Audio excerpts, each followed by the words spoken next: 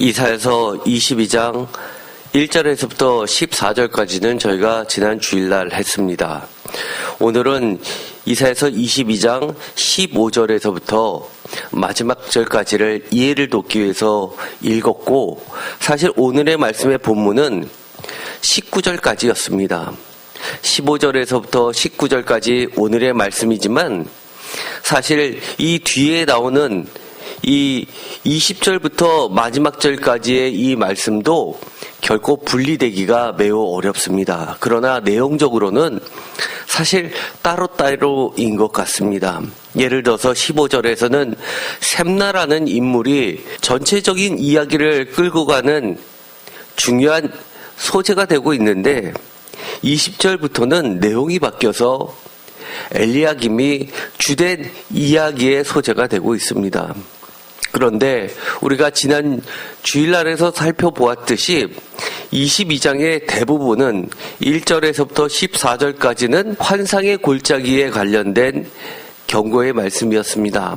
환상의 골짜기는 불명확하게 표현된 것 같지만 이것은 하나님께서 일부러 불명확하게 표현하심으로써 환상의 골짜기라는 하나님의 영적 지혜로 들어야지만 깨달을 수 있는 언어로 바꾸어 놓으셨습니다. 1차적으로는 예루살렘과 시온산과 유다 백성들을 가리키는 말이었고, 2차적으로는 우리 교회를 상징하는 말씀이기도 했습니다.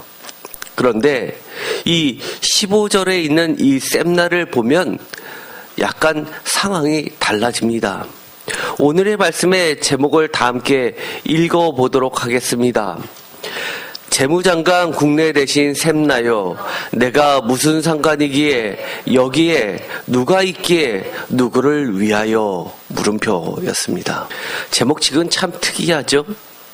어쨌든 오늘의 제목은 셈나여라고 하는 개인의 이름을 부르면서 시작됩니다. 그런데도 불구하고 오늘의 말씀에 가장 큰 차이점이라고 하면 이 이사야서 22장은 아까도 말씀드렸던 것처럼 주일날에는 국가에 대한 예언이었습니다. 그런데 15절부터는 이처럼 개인에 대한 예언입니다. 그리고 15절부터 개인의 이야기라 하더라도 15절에는 셈나로 시작되지만 마지막으로 가면 엘리야김 이야기로 바뀌게 됩니다. 그래서 많은 학자들이 이것을 가지고 국가와 개인, 즉 국가에 대해서는 회개와 심판을 다루고 개인에 대해서는 불의와 심판에 대해서 다루는 매우 혼재되어 있음에도 불구하고 한 챕터, 한 장에 기록된 매우 독특한 예언이었다라고 말하시는 학자들이 많습니다. 특별히 20절부터 이어지는 이 엘리야김 한 개의 이야기 가운데서도 특별히 25절에 있었던 이 한 절, 맨 마지막에 붙어 있었던 이 한 절은 20절에서 24절까지 있었던 엘리야김의 이야기하고도 연속선상이 있지 않고 반전을 나타내는 매우 독특한 본문으로 되어 있습니다. 즉 우리가 20절부터 읽어보면 엘리야김은 굉장히 하나님께서 들어 쓰시는 중요한 인물이구나라는 생각이 듭니다.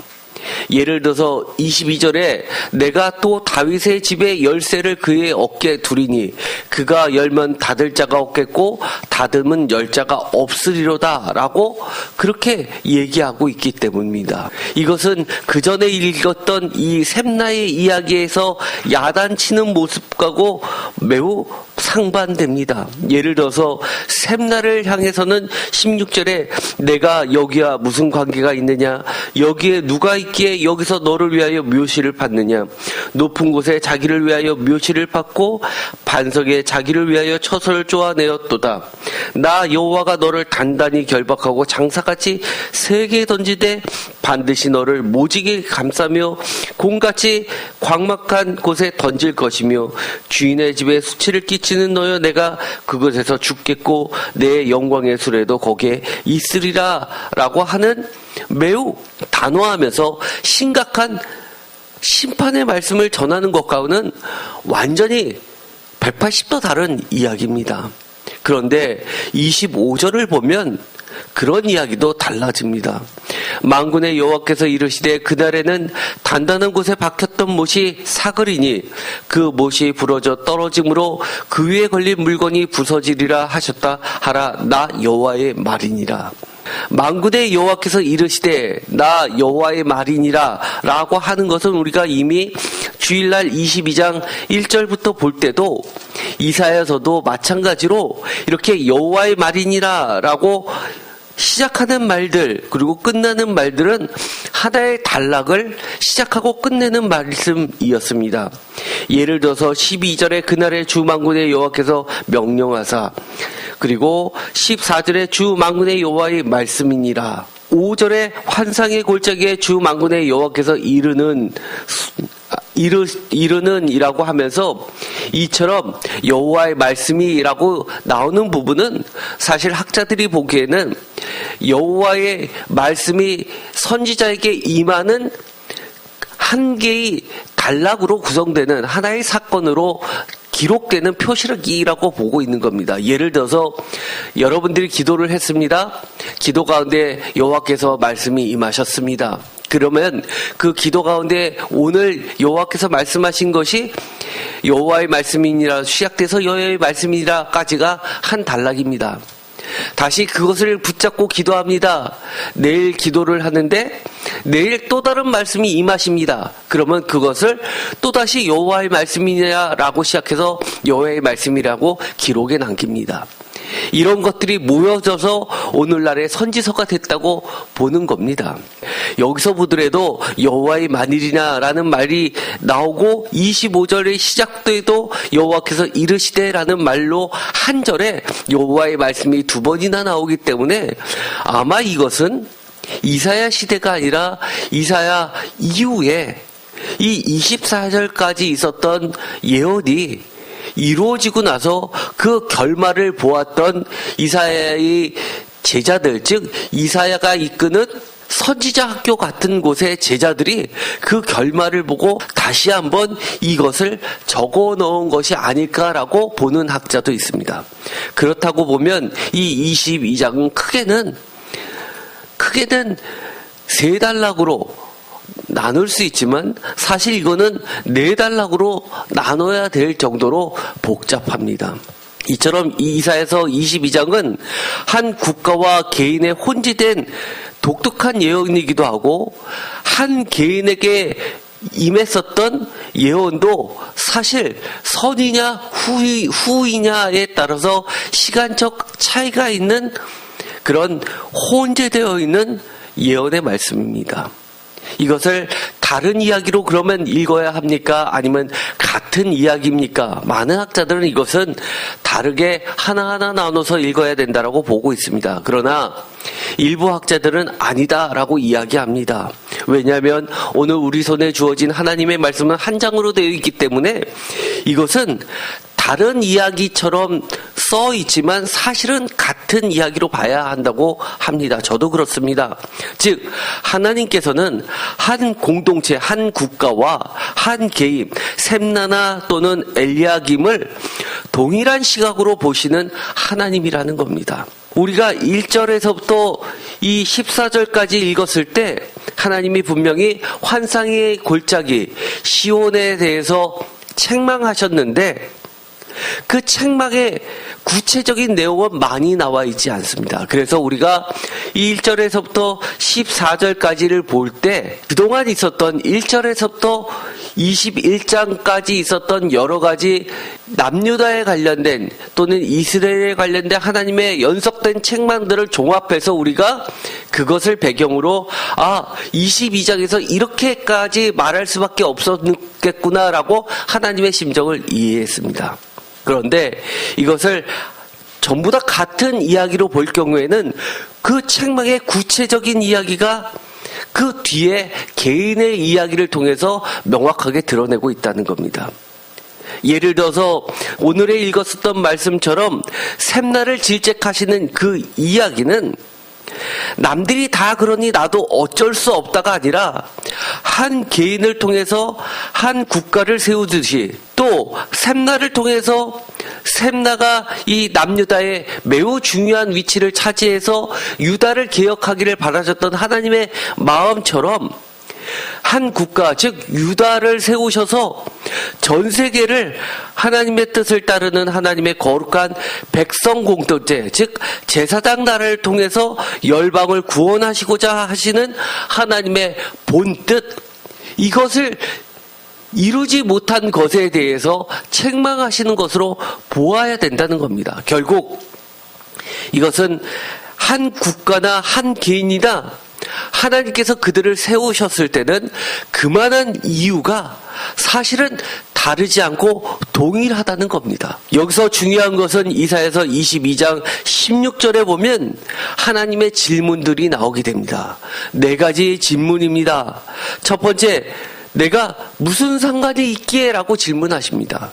두 번째는 여기에 라고 하면서 무덤을 팠던 것들에 대해서 구체적으로 이야기하십니다. 그런데 이것이 나중에 가면 그가 반석을 쪼아 만들어서 여기에 무덤을 멋지게 세워놓고 후대에 길이길이 왕실의 묘실처럼 기념케 하려고 했지만 바로 거기가 바로 수치의 자리가 될 것이라고 이야기를 하십니다. 세 번째 질문, 누가 있기에? 라고 질문하십니다. 네 번째 질문, 더 나가서 누구를 위하여? 라고 질문하십니다. 그러나 하나님은 계속되는 질문을 통해서 너가 누구를 위해서 이렇게 팠느냐? 누구를 위하여 너가 관직에 있느냐라고 물어보시지는 않았지만 이 묘실을 파는 행위를 통해서 오로지 자기를 위했다라고 질책하십니다. 이 다윗의 왕좌의 열쇠를 메고 있었던 그가 결국은 다윗의 왕조를 다시금 세우는 위를 맡기신 하나님의 뜻을 우습게 본 나머지 그 모든 것을 뒤로 한 채 오직 자기를 위해서 일했던 그에게 책망하시는 겁니다. 한 절 한 절 보도록 하겠습니다. 이사야서 22장 20절입니다. 그날에 내가 힐기의 아들 내 종 엘리야김을 불러서 내 옷을 그에게 입히며 내 뜰을 그에게 띄워 힘있게 하고 내 정권을 그의 손에 맡기리니 그가 예루살렘 주민과 유다의 집의 아버지가 될 것이며 라는 말을 통해서 오늘에 읽었었던 말씀 15절에 나와 있는 이 셈나의 위치를 구체적으로 알 수 있습니다. 이 셈나가 했었던 것은 바로 정권이 그의 손에 있었고 예루살렘 주민과 유다의 집의 아버지처럼 여겨졌고 그뿐만 아니라 다윗의 집의 열쇠를 그의 어깨에 두었던 자입니다.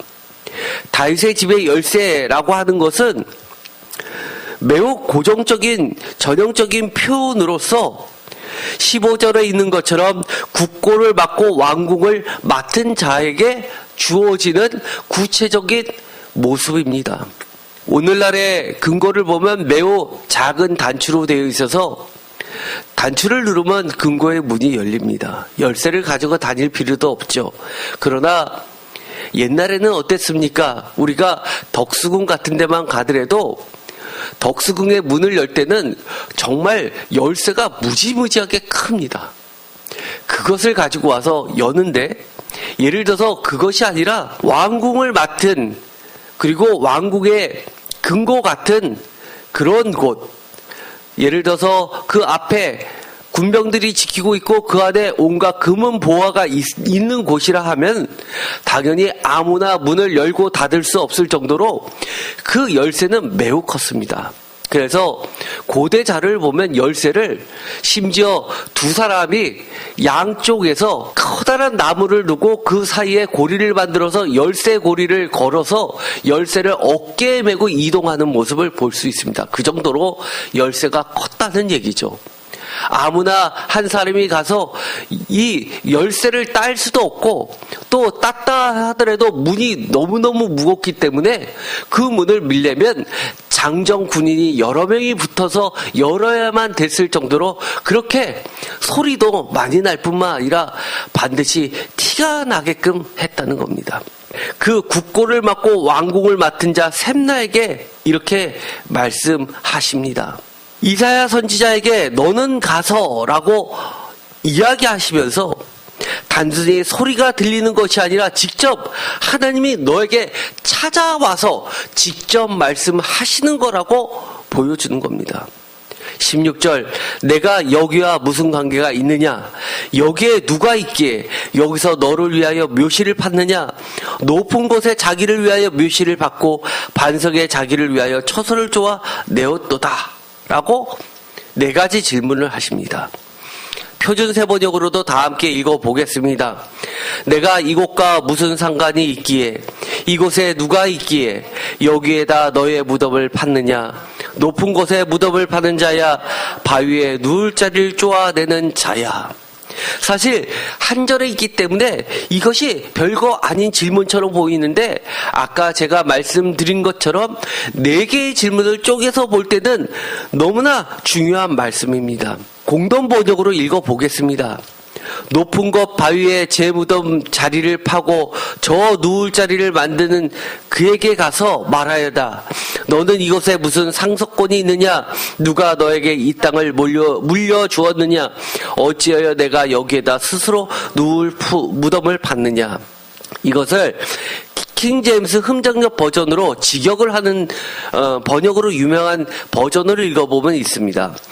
이렇습니다. 내가 여기에 무슨 소유가 있느냐? 여기에 누가 있기에 높은 곳에 자기를 위하여 돌무덤을 파고 또 자기를 위하여 바위 속에 처소를 파내는 자같이 내가 너를 위하여 여기에 돌무덤을 팠느냐?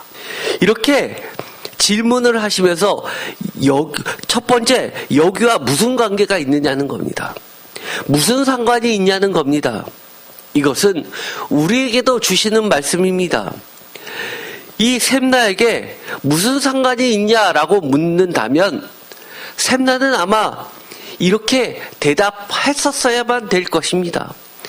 제가 이렇게 높은 자리에 다윗집의 열쇠를 맡겨주신 하나님의 뜻을 따라서 이 하나님의 나라를 정말 건전하고 또 바르게 주님 주신 물질을 하나님 보시기에도 거룩하게 쓰기 위하여 저를 이곳에 보내주셨습니다. 라고 청지기적 사명의 직분자로서 답변을 했어야 될 겁니다. 그런데 두 번째 질문, 여기에 누가 있기에? 라는 질문을 하십니다.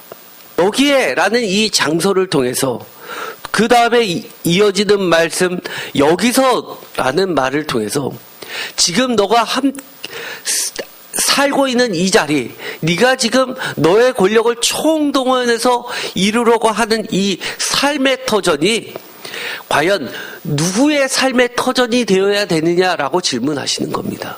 아마 그것에 대해서 이렇게 이야기를 했어야 될 것입니다.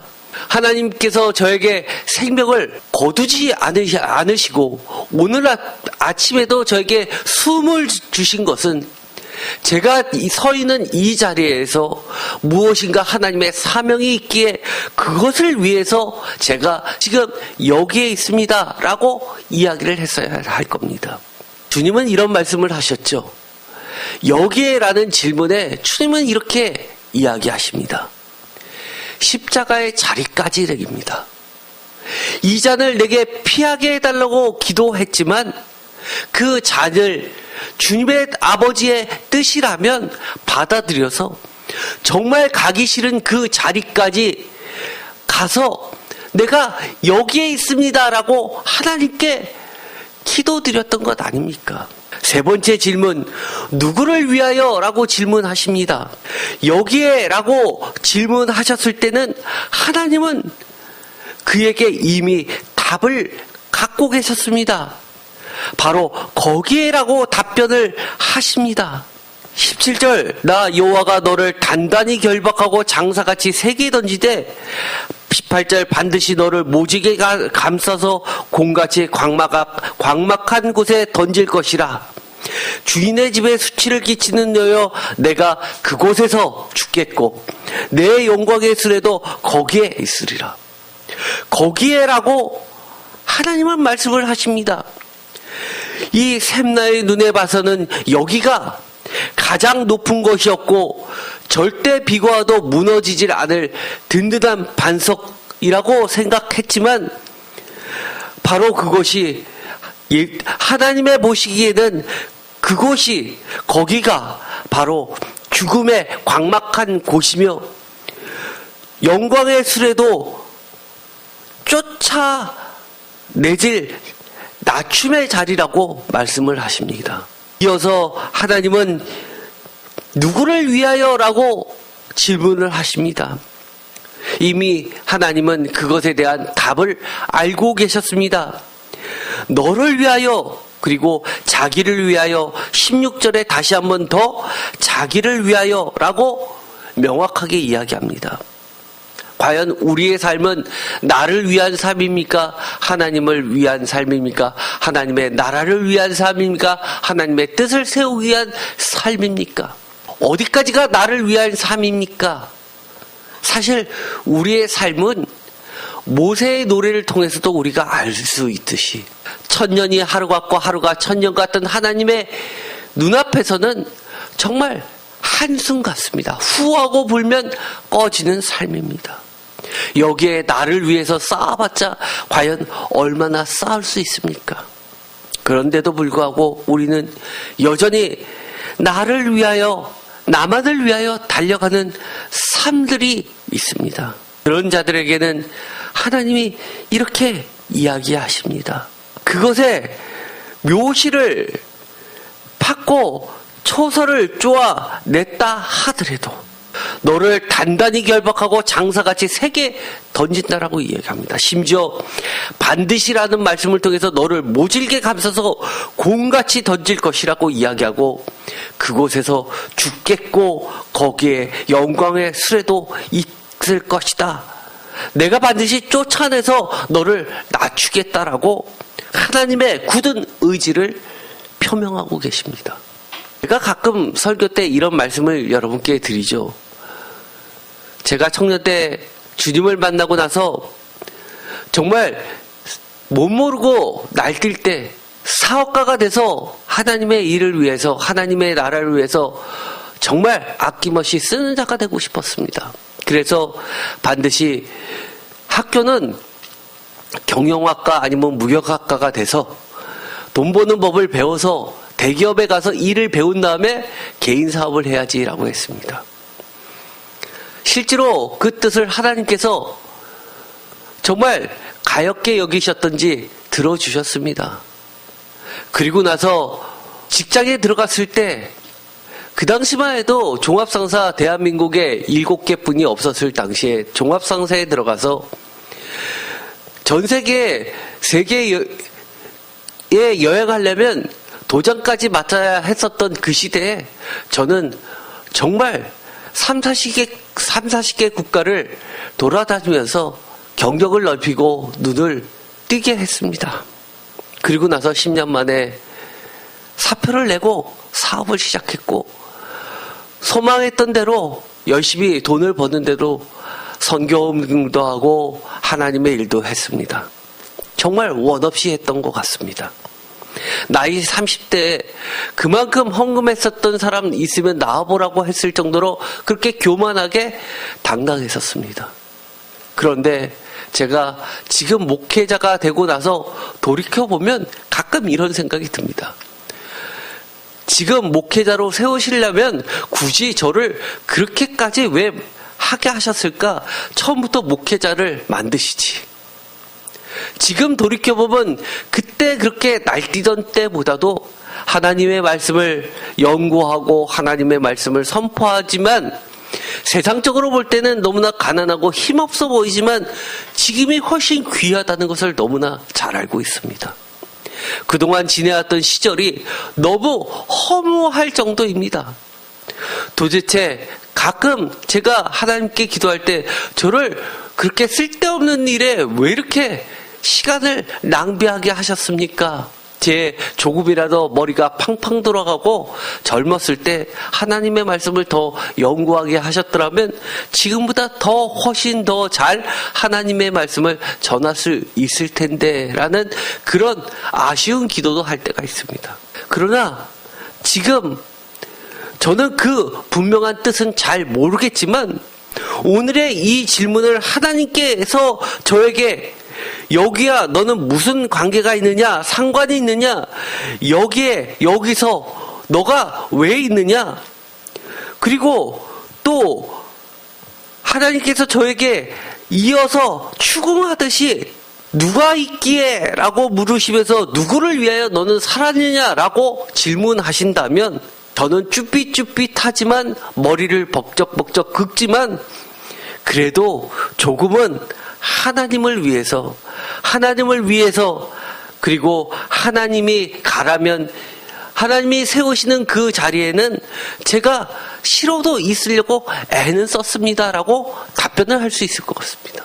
하나님이 저에게 주셨던 재물, 하나님께서 저에게 허락하셨던 건강, 하나님께서 저에게 주셨던 여러 가지 시간들을 사실은 90% 이상 저를 위해서 썼다 하더라도 최소한 10%만큼은 혼신을 다해서 주님을 위해서 사용했습니다라고 이야기는 할 수 있을 것 같습니다. 사실 어떨 때는 제 마음에 솔직하게 저에게 물어보신다면 하나님은 그렇게 인정하실지 모르지만 그래도 50%는 그렇게 했습니다라고 저는 이야기는 하고 싶지만 뜨끔거려서 10% 정도로 이야기합니다.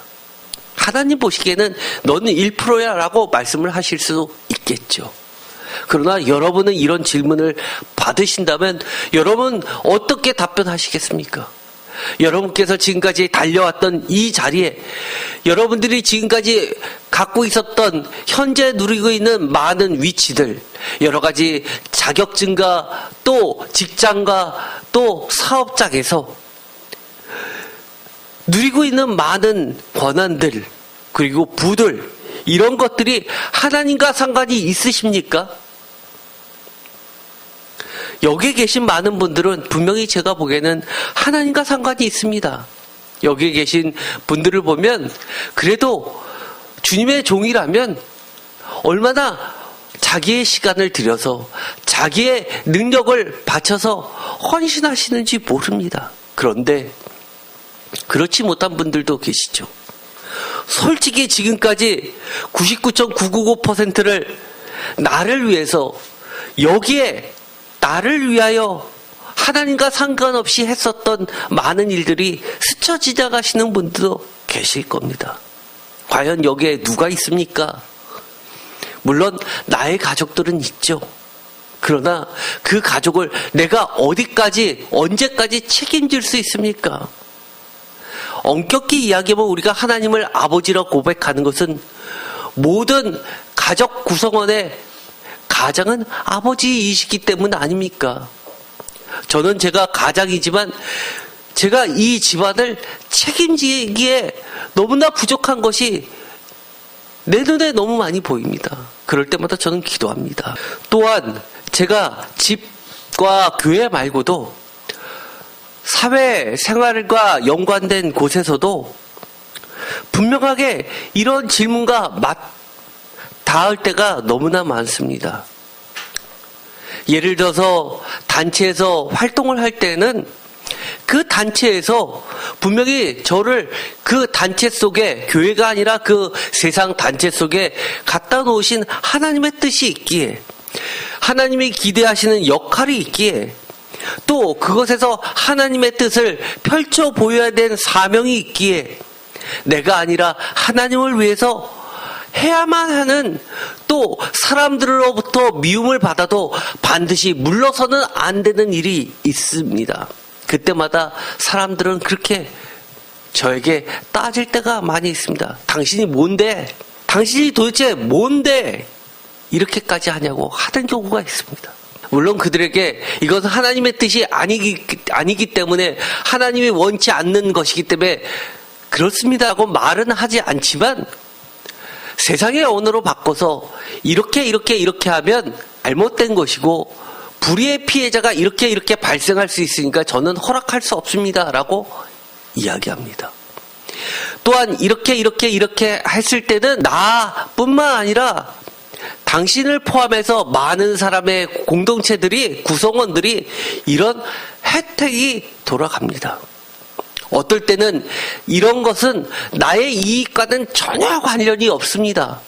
오히려 저는 손해를 보지만 이것은 이래야 하기 때문에 저는 반드시 이것을 지켜야만 합니다. 라고 이야기할 때도 있습니다. 사람들은 꼴통이라고 합니다. 그러나 그게 무슨 진짜 상관이 있습니까? 하나님이 저에게 너는 나랑 무슨 상관이 있기에 라고 질문하시는 게 더 두렵지 않습니까? 이 네 가지 질문, 무슨 상관이 있기에, 여기에 누가 있기에, 누구를 위하여 라고 질문하시는 하나님 앞에 우리는 정말 하나님 앞에 두려움 없이 이야기할 수 있는 모두가 되었으면 좋겠습니다. 셈나라는 이 인물은 성경에서 매우 찾아보기 힘든 이름입니다. 라이프 성경 사전에 보면 여호와여 돌아오소서라는 뜻이라고 번역하고 있습니다. 그러면서도 이것은 이방인 관리로 표현하고 있습니다. 아마 이스라엘 전통 이름들 중에서는 셈나라는 이름이 보편적인 이름이 아닌 듯 싶습니다. 그러나 셈나를 보면 이 시옷 비읍의 뒤에 아라는 말을 통해서 슈브가 돌아오다, 회개하다라는 뜻이고, 야는 야훼, 그래서 야를 축약해서 아라는 표현을 써서 여호와여 돌아오소서라는 뜻으로 해석했을 것으로 추정은 하지만 어쨌든 성경에는 딱 한 군데 나오게 됩니다. 열왕기하 18장 18절에 나오게 되는데, 이것은 이 이사야서와 열왕기하에 나오는 이야기에 중첩된 부분입니다. 17절 아스루 왕이 다르단과 랍사리스와 랍사게로 하여금 대군을 거느리고 라기스에서부터 예루살렘으로 가서 히스기야 왕을 치게 하며 그들이 예루살렘으로 올라가니라. 그들이 올라가서 윗머 수도 곁 곧 세탁자의 밭에 있는 큰 길에 이르러 서니라. 그들이 왕을 부르매 hil기야의 아들로서 왕국의 책임자인 엘리야김과 서기관 셈나와 아삽의 아들 사관 요아가 그에게 나가니, 여기서는 서기관이 오히려 왕국의 책임자가 아니라 서기관으로 나옵니다. 그래서 사실은 왕국의 책임자가 훨씬 높은 자리입니다. 이사야서 22장에는 처음에는 이 셈나가 왕궁의 책임자였는데 그 뒤에 엘리야김에게 건네주고 이 자는 기록이 되어 있지 않는데 서기관으로 강등된 게 아닌가라고 보는 사람도 있지만, 많은 학자들이 이 18절에 있는 이 셈나와 이사야서 22장에 있는 셈나는 다른 인물일 것이다 라고 보는 견해가 상당히 많이 있습니다. 어쨌든 간에 이 히스기야 시대 때 주요 관직에 있었던 사람인 것만큼은 분명합니다. 셈나에게 주신 권력과 부와 명예의 이유가 무엇인지를 우리가 하나님의 질문에 대해서 답변은 명확하게 이곳에 나와 있지 않지만 시편 67편 7절을 통해서 우리는 유추해 볼 수 있습니다. 아마 하나님께서는 이런 답변을 기대하셨을 겁니다. 67편 5절, 하나님이여 민족들이 주를 찬송하게 하시며 모든 민족으로 주를 찬송하게 하소서. 땅이 그의 소산을 내어 주었으니 하나님 곧 우리 하나님이 우리에게 복을 주시리로다. 하나님이 우리에게 복을 주시리니 땅의 모든 것이 끝이 하나님을 경외하리로다. 아멘. 여기 보면 이 시편 67편은 대표적으로 초막절에 이스라엘 사람들이 추수감사절에 해당하는 초막절에 부르는 예배 음악이었습니다. 특별히 6절에 있는 것처럼 땅이 그의 소산을 내어 주었으며 하나님 곧 우리 하나님이 우리에게 복을 주시리로다 라는 이 9절 때문입니다. 6절에 복, 7절에 복이란 말을 반복해서 이야기합니다. 복을 주시는 이유, 불을 주시는 이유, 또 명예를 주시는 이유, 여러 가지 다른 모든 것 지위를 주시는 이유는 이거라는 겁니다. 5절 하나님이 민족들이 주를 찬송하게 하시며 모든 민족으로 주를 찬송하게 하기 위하여 하나님이 택하신 백성에게 하나님이 세우신 사람에게 그렇게 복을 주신다는 겁니다. 그러면서 7절에 하나님이 우리에게 복을 주시리니 땅의 모든 끝이 하나님을 경외하리로라. 세상에 땅의 모든 것이 끝이 하나님을 경외하게 만들기 위해서 너를 이 자리에 여기에 세우신 것이라는 겁니다. 가끔 이런 경우가 있습니다. 정말 모든 사람이 머리를 절레절레 흔들면서 그 자리는 다 가고 싶지 않습니다. 너무나 문제가 많아서 골치 아픕니다. 사람들이 투표를 합니다. 누가 그 자리에 가는 것이 좋겠느냐 선정할 때 자칫 잘못하다가 싸움이 되고 깜빵에 갈 일이 수두룩한데도 불구하고 그래 저 사람이 가는 게 적합할 것 같아서 모두가 지지하는 사람이 있습니다. 싫다고 해도 하라고 하는 사람이 있습니다. 어떤 사람입니까? 공정한 사람. 누가 봐더라도 저 사람은 자신의 이익을 탐하지 않을 사람은 최소한 그 자리를 맡겨서 각각의 얽히고 설킨 이해를 풀려고 하는 경우가 있습니다.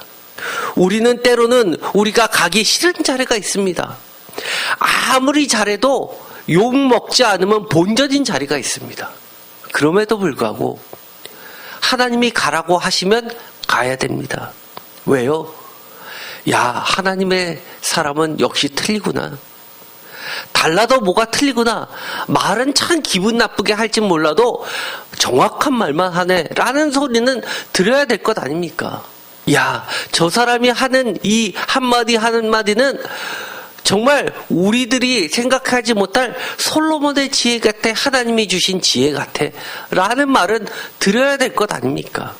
나는 하나님을 잘 믿지 못하지만 저 사람을 보면 진짜 하나님을 믿는 사람은 저래야 돼 라는 소리는 들어야 하지 않습니까? 아무리 돈을 많이 벌어도 나는 아무리 많이 돈을 벌어도 저렇게는 돈 벌고 싶지 않아 라는 소리를 들어야 되겠습니까? 세상엔 그런 일 많죠. 남한테 피해주면서 돈 버는 사람 너무 많이 있습니다. 비록 돈은 많이 못 벌어도 정말 깔끔하고 깨끗하신 분들 있습니다. 야, 저분을 보면 정말 진짜 머리가 숙여져. 너무 고마우신 분이야. 제일 어려운 게 뭡니까? 직장에서 위로 올라가면 올라갈수록 위에서 치이고 밑에서 받치고 이럴 때 어떻게 해야 될까요? 네 하면서 위에도 네 밑에도 그래 하면서 받아주는 것이 아니라 언제나 상충될 때 중립을 지키면서 객관적으로 해나가는 것이 더 중요한 덕목이 될 때가 있지 않습니까? 그 뒤에 나오는 이야기는 제가 시간이 많이 지체돼서 다음 시간에 하려고 합니다. 그러나 아까도 서론에 잠깐 이야기했지만 이 엘리야김의 이야기가 나옵니다. 결국 하나님은 어떻게 하십니까? 조직에서 아무리 얘기하고 고치려고 해도 자기 고집대로 안 고치는 사람이 있습니다. 그럴 때는 어떻게 하죠? 주인이, 인사권자가 사람을 갈습니다. 새로운 사람으로 교체합니다. 조직 문화의 혁신의 가장 1순위가 뭡니까? 인사입니다. 인사권입니다. 사람이 바뀌면 조직 문화도 바뀐다고 보고 있습니다. 사실 그 배경은 하나님의 말씀 성경책에 그 문화의 배경이 있는 겁니다. 한 사람을 하나님께서 선택하셔서 땅끝까지 하나님을 경외하게 하기 위한 하나님의 나라의 프로젝트 첫 번째 단추가 뭐였습니까? 우리가 모두 다 알고 있는 이야기죠. 답변 다 아시죠? 뭐였습니까? 아브라함을 불러내십니다. 그것도 이방에서. 그리고선 아브라함과 이삭과 야곱을 통해서 그렇게 뿌리를 내리기 시작하셨습니다. 많은 분들이 그렇게 이야기합니다. 어떻게 나 혼자서 그렇게 사냐? 내가 어떻게 세상을 바꾸냐? 내가 어떻게 그런 일을 하냐? 아니요. 여러분은 하실 수 없지만 하나님은 기대하고 계십니다. 하나님은 비록 너가 사람들의 미움을 받아서 쫓겨나고 심지어 예수님처럼 십자가에 못 박히더라도 너는 하나님 앞에 당당히 서라라고 이야기해 주십니다.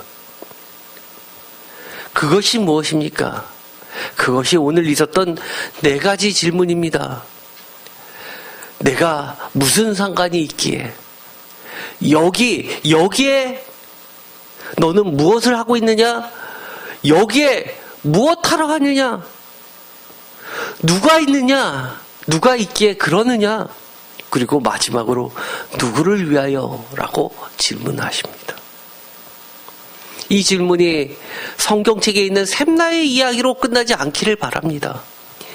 저는 이 질문은, 이 가운데 있다는 이야기는 시온의 환상의 골짜기에 향해서도 이 질문을 했다는 뜻이고, 그 뒤에 나오는 엘리야김에게도 똑같은 질문을 했음에도 불구하고 이 질문에 뚜렷한 하나님의 마음에 합한 답변을 하지 못했기에 모두 다 이 샘나와 같은 결론을 맺었다고 보여주고 있는 겁니다. 우리의 마지막은 어때야 되겠습니까? 우리의 마지막은 이 질문을 정말 무사히 통과했으면 좋겠습니다. 그것이 하나님이 우리를 향해서 오늘 이 말씀을 주시는 겁니다. 기도하고 마치기로 하겠습니다. 하나님 감사합니다. 오늘 정말 이상한 샘나의 이야기를 통해서 우리에게 질문을 하시는 하나님을 만나게 됩니다. 무슨 상관이 있기에, 여기에 누가 있기에, 누구를 위하여? 라고 하시는 하나님의 질문에 대해 우리가 당당히 하나님 앞에 하나님과 관계가 있습니다. 그래서 제가 여기에 와 있습니다. 여기에는 하나님이 계시고 하나님을 위하여 제가 이렇게 하고 있는 겁니다. 라고 답변할 수 있게 하여 주옵소서. 저희는 힘이 없습니다. 무력합니다. 그러나 하나님은 능력이 계시오니 하나님이여 저희들에게 힘을 주시고 영원한 하나님 나라의 열쇠를 맡겨 주셔서 단단히 박힌 못에 걸린 것처럼 하나님이 우리에게 주신 그 사명을 끝까지 완주하고 완성할 수 있게 하여 주옵소서. 그리하여서 땅끝까지 하나님을 경외하는 일을 우리도 보게 하여 주시옵소서. 비록 지금은 많은 사람이 내 주위에서 대적자일진 모르지만 내 안에 있는 하나님을 그들이 보게 하여 주시옵소서. 예수 그리스도의 이름으로 기도드립니다. 아멘.